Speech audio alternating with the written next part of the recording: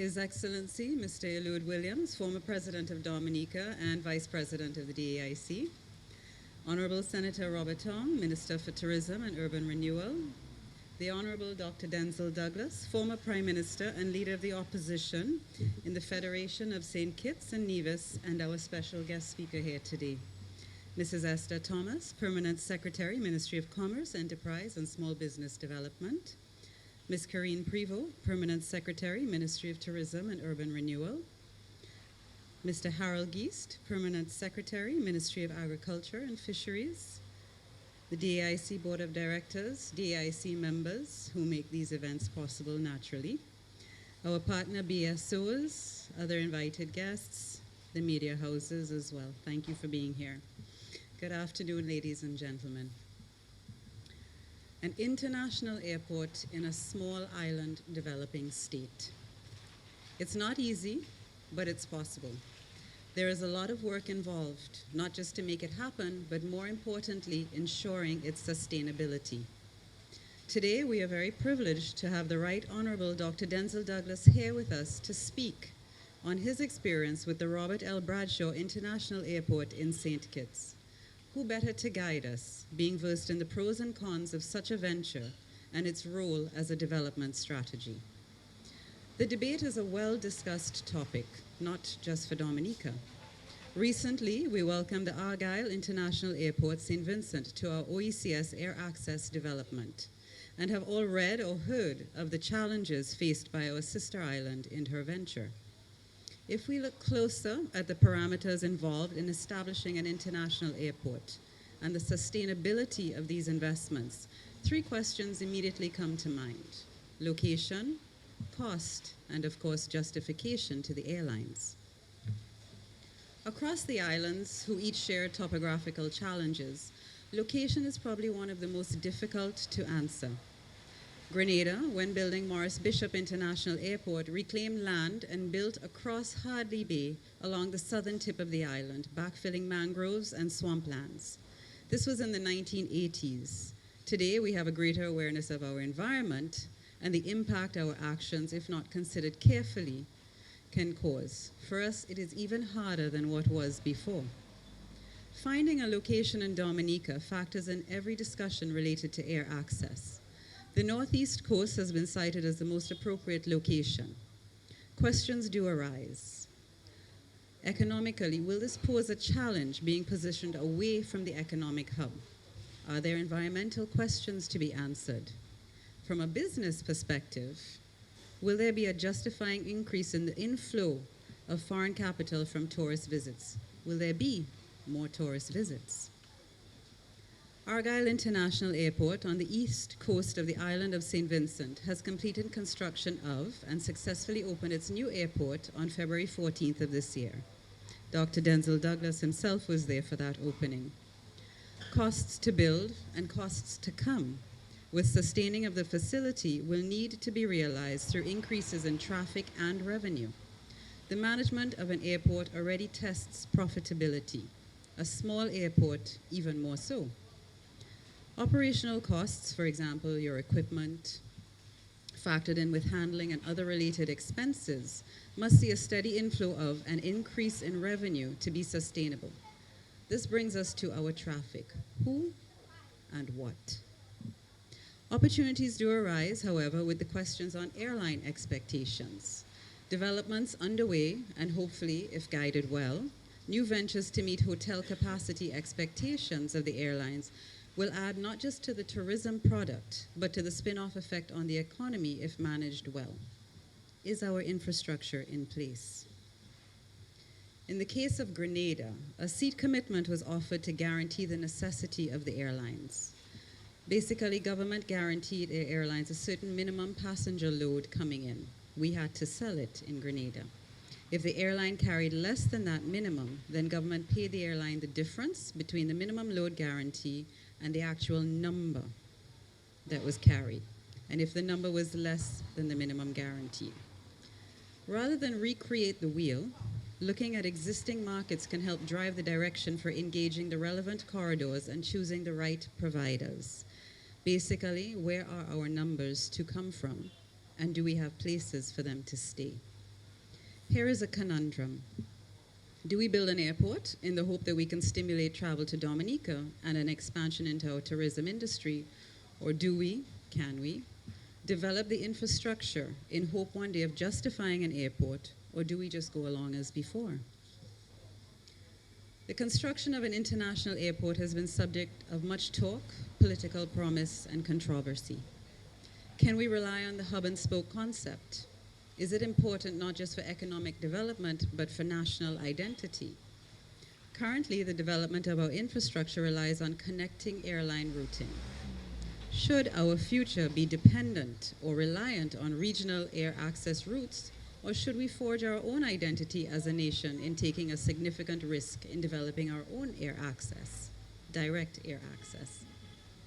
Whether one is needed or not is not for you to decide today. But we do hope to stimulate more thought on viability and sustainability of an international airport.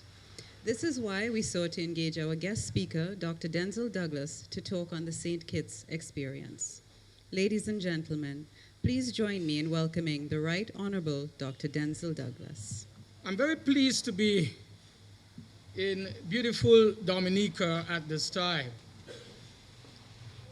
I should emphasize, however, that St. Kitts is very striking, but there is no denying the special appeal of Dominica and the reasons why it is universally seen as the nature isle. I want to thank the Association of Industry and Commerce for inviting me to address you today. The topic I emphasize is one with which sooner or later small states everywhere find themselves contending.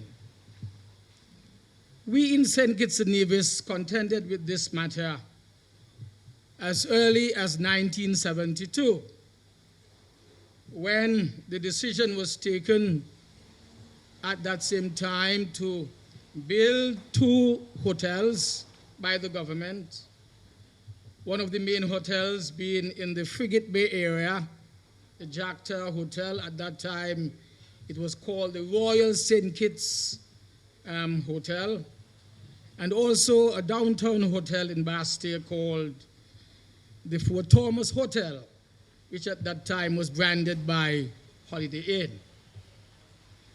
I emphasize as well that it was at a time when the decision was taken by the St. Kitts government to bring home to the Eastern Caribbean, specifically in St. Kitts, the Eastern Caribbean Central Bank, at that time called the Eastern Caribbean Currency Authority. I make mention of this because back in 1972, you would recall that sugar agriculture was the mainstay of the economy of St. Kitts and Nevis. And Robert Llewellyn Bradshaw, Sir Robert, our first national hero, with his own erstwhile friend and longtime partner, also national hero now, Sir Caleb Azariah Paul Southwell, who himself was a Dominican, as you would recall, and who at that time was holding the portfolio, or portfolios of Deputy Prime Minister, or Deputy Premier, I should say, and also Minister of Tourism, Industry, and Trade, had taken a specific decision to begin to diversify the economy of St. Kitts and Nevis. It was clearly felt that no longer would we be able to sustain the economic development and the social and political development of St. Kitts and Nevis with merely depending upon sugar agriculture, the monoculture of the time. And so the airport became a central plank in the economic development strategy of St. Kitts and Nevis all the way back in 1972. If you examine the pillars of the economy today, you will realize that it is now a services economy, with tourism and hospitality being the leading services sector, supported, of course, by offshore education, international financial services, and information communication technology services. But there is still some dependence on light manufacturing, especially with regard to the electronic enclave industry that we have in St. Kitts-Nevis, where airlift is also very critical as an important factor. And there is still diversified agriculture, mainly sustaining small farming development and meeting our own demands locally at home. And so I make the point with that introduction that there is no denying the fact that an international airport opens the country to opportunities and to conveniences that would never exist in the absence of such a facility. At the same time, however, airport construction tends to be tremendously expensive under the best of circumstances. And this is particularly so in countries like Dominica, where a complete rearrangement of nature's carefully placed topography would be required. What this does tell us, ladies and gentlemen, is that whether an international airport should be constructed in Dominica, when an airport should be constructed in Dominica, and under what circumstances an airport should be constructed in Dominica, need to be the focus of a broad-based and in-depth process of national consultation.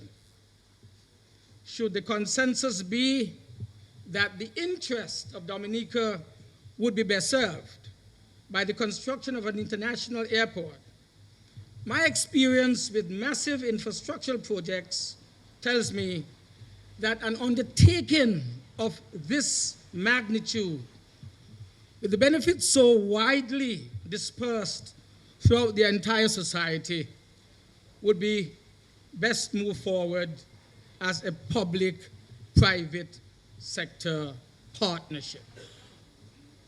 Business persons being able to travel to major metropolitan centers easily, students being able to travel overseas, prospective business partners being able to readily access Dominica from points farther afield, vital inputs being able to get to Dominica in a timely manner, Dominica's exports being able to get to market without delay, greater revenue streams for your hoteliers and tour operators. These are just some members of the broad-based pool that would benefit from the introduction of international airlinks in your country. And it is because of this broad-based sharing of the benefits that a public-private partnership where costs are concerned would be most essential. Direct air access between Dominica and the key metropolitan centers has until now, we know, been made difficult by your very mountainous terrain.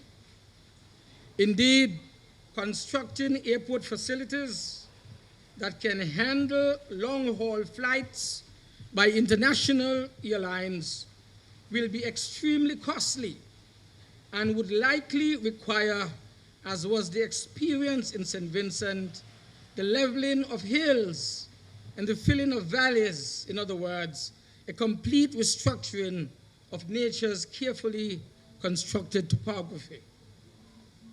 In St. Kitts-Nevis's experience, back in 1972, we were still not an independent country. We were getting some grant and aid from Great Britain. That, of course, is more difficult to expect today. As you would see from the experience of St. Vincent, Neither the Caribbean Development Bank nor the World Bank came to the assistance of the people of St. Vincent. And so times have changed, and it is therefore considered to be important that we see in Dominica it will become, of course, a financial challenge. But there's no denying the relationship between the availability of international travelers to any particular country. Indeed, the Caribbean Tourism Organization statistics show that Martinique and Guadeloupe, for example, enjoy some of the largest air travel numbers in the Caribbean, driven by their links to metropolitan France.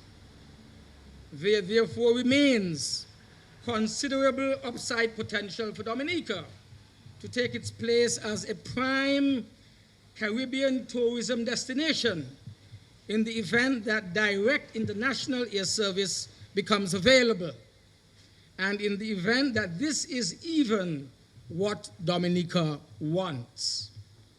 No other island possesses the rugged natural beauty, both onshore and offshore, which Dominica has. Your attractions include a boiling lake, I'm told, several world-class nature trails, outstanding world-class diving, a rich and unique terrestrial biodiversity, whale watching, the Caribbean's only indigenous Kalinago community, UNESCO World Heritage Sites, and numerous historical sites encompassing both the region's pre-Columbus era and its more recent colonial heritage. Your fusion of African, English, and French culture, exemplified in your rich musical and dance traditions, seen in your annual Carnival and World Creole Music Festival, only adds to your country's wonderful traveler possibilities. And your food is itself a reason to travel to Dominica, presenting fresh and organic cuisine in a blend of Caribbean, French, and international flavors. The list of what makes Dominica a unique destination, as you know even more than me, can go on and on. You have all the assets to place you as a leading Caribbean destination, but only you would know the extent to which this is compatible with your unique standing as the Nature Isle, or whether this is the direction in which you even wish to go. Permit me to add also that while your tourism infrastructure may be in its infancy in some respects, it is at the top of its game in other respects, as we highlighted last year when CNN ranked Dominica's Secret Bay Hotel as the #1 boutique in the world for 2016. The accolades cannot be any louder than that for trumpeting the strength of the amazing and unique tourism product that Dominica has to offer. But in the final analysis, the crucial questions have to revolve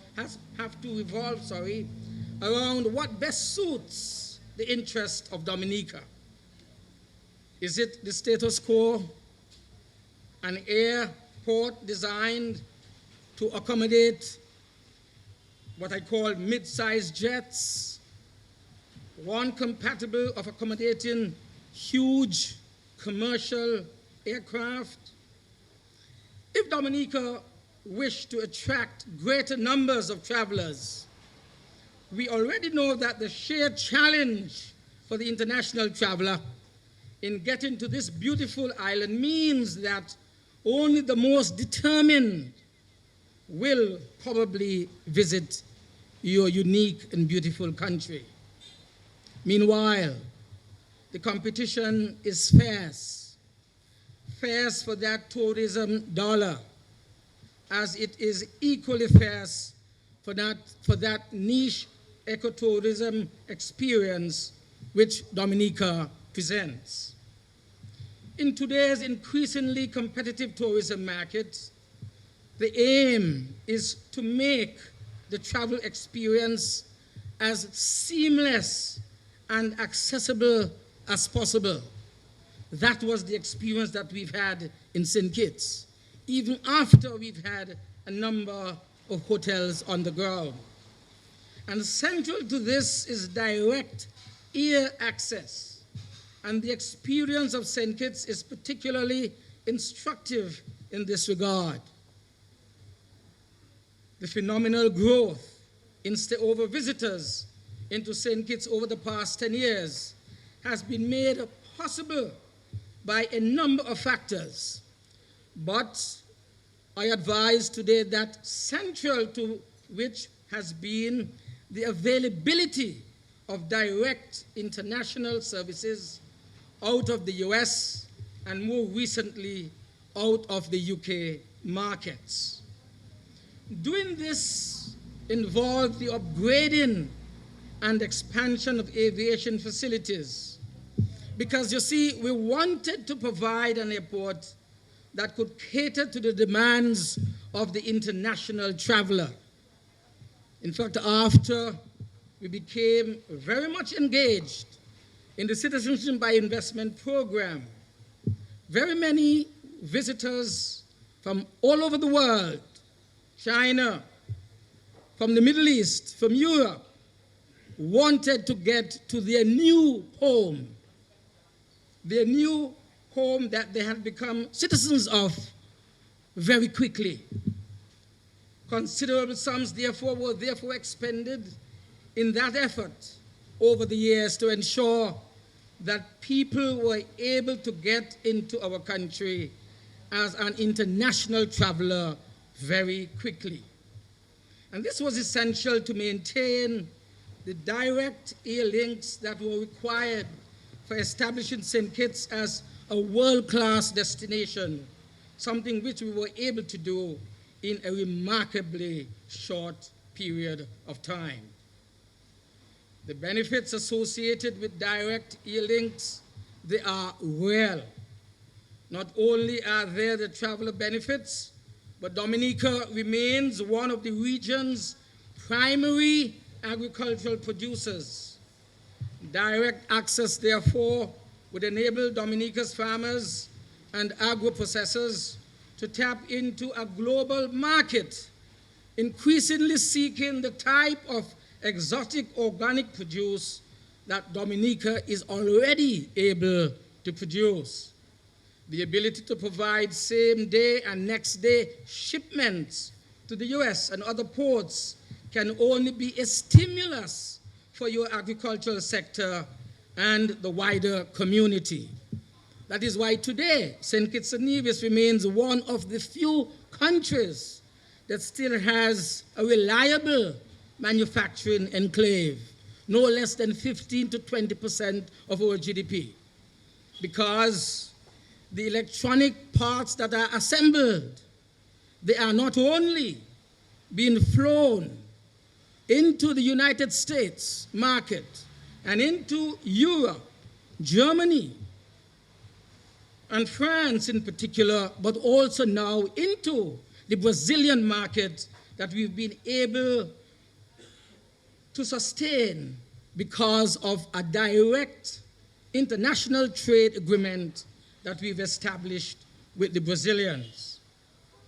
Expanded trade ties are also another direct benefit of an international air connection, with the prospect for lower transportation costs and therefore prices to the Dominica consumer.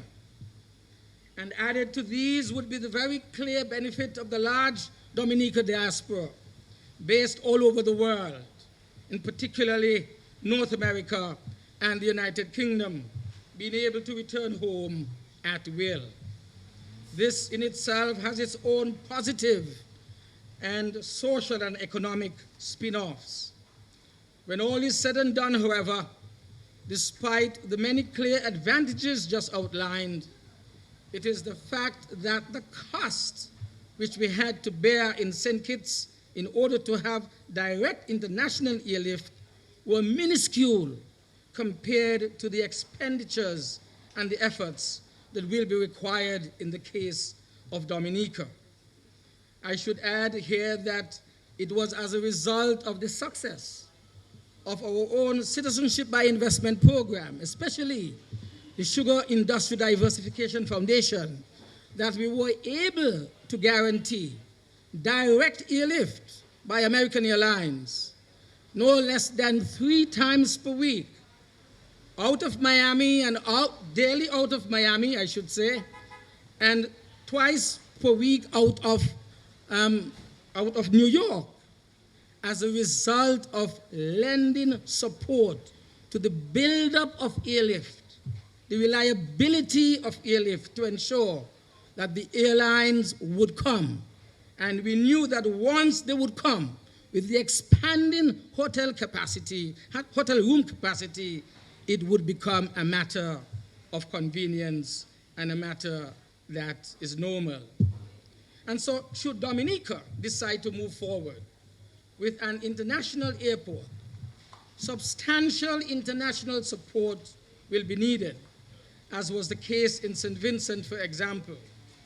In addition, there would have to be a concerted national commitment at the highest levels to the success of the project, because unforeseeable contingencies can and will emerge, significantly complicating the effort and making the challenge even greater than it already was.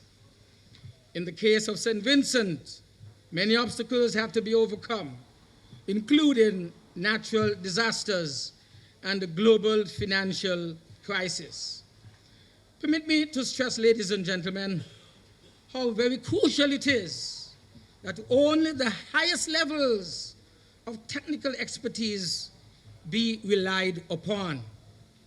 First, there must be a high caliber undertaking to analyze and assess the viability of any such project. There would also need to be the requisite economic and financial analyses to ensure that Dominica puts in place infrastructure that is economically viable and is flexible enough to respond to changes in technology and other end uses in some of the world's most dynamic environments, that is tourism and aviation industries. Fortunately, there is international assistance to be sourced through various national, regional, and international aviation agencies, and this resource is often invaluable in preventing costly project overruns and long-term inefficiencies in what is an extremely technical and highly regulated sector from our experiences. Incidentally, I must add, we are having this conversation today, just a few days after the Eastern Caribbean Central Bank hosted a growth and employment forum between members of the Monetary Council and social and development partners of the Eastern Caribbean Currency Union.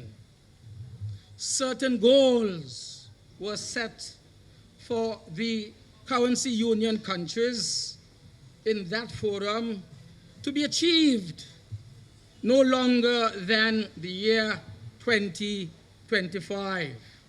What are these goals? We have been told that if we are to really sustain the economic development of the region and advance our people socially and otherwise, we need to have in the region a 5% growth rate. We need to ensure that our competitiveness would rank less than 50 in international scaling. And we needed also to ensure that by 2025, we would be able to have no less than 60,000 new jobs in this particular period. And so today, here in Dominica, as we chew on the prospect of an international airport as part of your own development thrust, to achieve your own goals within the framework of what I have just described as the framework for the currency union of the Eastern Caribbean. It is time that we ask yourselves, or you ask yourselves, I should say, whither Dominica in the scheme of things. All indications are that Dominica's development prospects are favorable. Its tourism continues to expand, carrying brand Dominica to an even wider audience. The type of green tourism which Dominica provides is becoming increasingly sought after in a world more and more seeking organic and healthier lifestyles. Progress in the agricultural sector is underway as Dominica continues to diversify its own agricultural base, and plans for the opening of international chain hotel, the Kempinski brand, will further add to Dominica's position in the marketplace. Is therefore your international airport going to assist you to achieve these specific goals that I have just mentioned, which were discussed in Bastia St. Kitts just a few days ago? Hence, I would say that your international airport must go hand in hand with hotel room construction and airlift development if it is to be a sustainable tool for your economic and social and political development as well. We in St. Kitts, we renovated and we expanded our airport based on projected tourism demands and our own ability to attract new airlift. With Kempinski, you would need to attract airlift. You would have additional hotels. And so the formula, in my opinion, is already being worked out. It is very difficult for a small population to support international airlift, but a small country like Dominica, like St. Kitts-Nevis and St. Vincent, must see airlift and airport improvement as an investment in its own economic expansion. Hence, Dominica's time has come. What is needed, however, at the time of Dominica's choosing, it has to be a conversation. Indeed, many conversations at the national level as to the costs and the benefits, the advantages and the disadvantages to Dominica. Of course, an undertaking as massive as the construction of an international airport. There is no answer that fits all circumstances or all countries. No, there is not. Through in-depth analysis and extended, meaningful national dialogue, the people of Dominica, I am certain, having heard from a wide range of individuals like myself, will decide using their own unique judgment and the interests that are best known by them, the correct path at the correct time. And that is exactly what it should be. I thank you.